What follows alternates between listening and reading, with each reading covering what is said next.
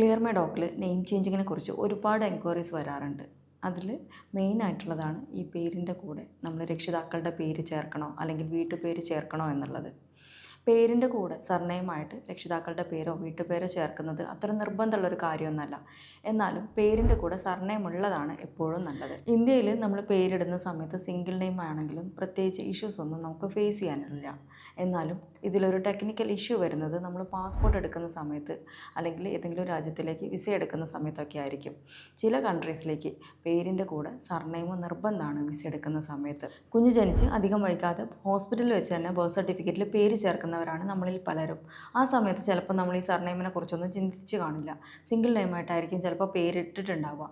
അധികം വൈകാതെ നമ്മൾ ഈ സർനെയിമിനെ കുറിച്ച് ചിന്തിക്കുകയാണെങ്കിൽ അല്ലെങ്കിൽ പേരിലെ ചേഞ്ചസിനെ കുറിച്ച് ചിന്തിക്കുകയാണെങ്കിൽ നമുക്ക് കെ-സ്മാർട്ട് വഴി ഓൺലൈനായോ അല്ലെങ്കിൽ ബർത്ത് രജിസ്റ്റർ ചെയ്ത പഞ്ചായത്തിലോ മുനിസിപ്പാലിറ്റിയിലോ നേരിട്ട് പോയിട്ടോ നെയിം ചേഞ്ചിങ് ചെയ്യാൻ സാധിക്കും. ഈ സർനെയിം ആഡ് ചെയ്യുന്നത് മാത്രമല്ല കേട്ടോ, ഇനീഷ്യലിൽ എന്തെങ്കിലും ചേഞ്ചസ് ഉണ്ടെങ്കിലോ അതല്ലെങ്കിൽ നെയിം എൻറ്റർലി ചേഞ്ച് ചെയ്യാനോ ഒക്കെ ആണെങ്കിലും നമുക്ക് ഇതുപോലെ ചെയ്യാൻ സാധിക്കുന്നതാണ്. ഇനി കുട്ടിക്ക് ആധാർ കാർഡ് എടുക്കുകയും സ്കൂളിൽ അഡ്മിഷൻ എടുക്കുകയും ചെയ്തതിന് ശേഷമാണ് നമ്മൾ ഈ സർനെയിം ആഡ് ചെയ്യുന്നതിനെ കുറിച്ച് അല്ലെങ്കിൽ നെയിമിലുള്ള ചേഞ്ചസിനെ കുറിച്ച് ചിന്തിക്കുന്നതെന്നുണ്ടെങ്കിൽ നമുക്ക് ഗസറ്റ് പബ്ലിക്കേഷൻ ആവശ്യമായിട്ട് വരും.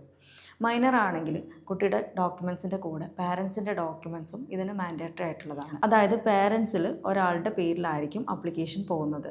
അതിൽ ഓപ്പോസിറ്റ് നിൽക്കുന്ന ആളുടെ കൺസെൻറ്റും നമുക്ക് ആവശ്യമാണ്. അതായത് മദറിൻ്റെ പേരിലാണ് അപ്ലിക്കേഷൻ പോകുന്നതെന്നുണ്ടെങ്കിൽ ഫാദറിൻ്റെ കൺസെൻറ്റ് വേണം. ഇനി ഫാദറിൻ്റെ പേരിലാണ് അപ്ലിക്കേഷൻ അയക്കുന്നതെന്നുണ്ടെങ്കിൽ മദറിൻ്റെ കൺസെൻറ്റ് വേണം. ഇനി നമ്മൾ പ്രായപൂർത്തിയായ ഒരു വ്യക്തിക്കാണ് ഇതുപോലെ നെയിം ചേഞ്ചിങ് വരുന്നതെന്നുണ്ടെങ്കിൽ ആളുടെ ഒഫീഷ്യലും അക്കാഡമിക്കും ആയിട്ടുള്ള ഡോക്യുമെൻറ്റ്സ് ആണ് നമുക്ക് വേണ്ടത്. അതായത് ആളുടെ Aadhaar card, birth certificate, pan card, ration card, voter ID, licence, passport തുടങ്ങിയിട്ടുള്ള ഒഫീഷ്യൽ ഡോക്യുമെൻറ്റ്സും എഡ്യൂക്കേഷണൽ ഡോക്യുമെൻറ്റ്സ് ആയ SLC, +2, ഡിഗ്രി പോലെയുള്ള സർട്ടിഫിക്കറ്റ്സും ആണ് നമുക്ക് ഡോക്യുമെൻ്റായിട്ട് വേണ്ടത്. കൂടെ ഒരു പാസ്പോർട്ട് സൈസ് ഫോട്ടോയും വേണം. ഗസറ്റ് പബ്ലിക്കേഷനിൽ നമ്മൾ നെയിം ചേഞ്ചിങ്ങിന് അപ്ലൈ ചെയ്ത് കഴിഞ്ഞാൽ ഒരു നിശ്ചിത സമയം കഴിയുമ്പോൾ നമുക്ക് ഗസറ്റ് നോട്ടിഫിക്കേഷൻ ലഭിക്കും. ഈ ഗസറ്റ് നോട്ടിഫിക്കേഷൻ കിട്ടിക്കഴിഞ്ഞാൽ നമുക്ക് അത് പ്രകാരം എൻ്റെ ഡോക്യുമെൻറ്റ്സിലും നെയിം ചേഞ്ചിങ് പോസിബിളാണ്. സർനെയിമായിട്ട് നമ്മൾ ഫാദറിൻ്റെയോ അല്ലെങ്കിൽ മദറിൻ്റെ പേരാണ് വെക്കുന്നതെന്നുണ്ടെങ്കിൽ അതിന് പ്രത്യേകിച്ച് പ്രൂഫിൻ്റെ ഒന്നും ആവശ്യമില്ല. കാരണം നെയിം ചേഞ്ചിങ്ങിന് നമ്മൾ ഡോക്യുമെൻറ്റ്സ് സബ്മിറ്റ് ചെയ്യുന്ന സമയത്ത് സ്കൂൾ ഡോക്യുമെൻറ്റ് മാൻഡേറ്ററി ആയിട്ടുള്ളതാണ്. അതിൽ ഓൾറെഡി പാരൻസിൻ്റെ നെയിം മെൻഷൻഡ് ആയിരിക്കും. ഇനി വീട്ടുപേരാണ് നമ്മൾ ചേർക്കുന്നതെന്നുണ്ടെങ്കിൽ നമ്മൾ സബ്മിറ്റ് ചെയ്യുന്ന ഡോക്യുമെൻറ്റ്സിൽ ഏതെങ്കിലും ഒരു ID പ്രൂഫിൽ ഈ വീട്ടുപേര് മെൻഷൻഡ് ആയിരിക്കണം.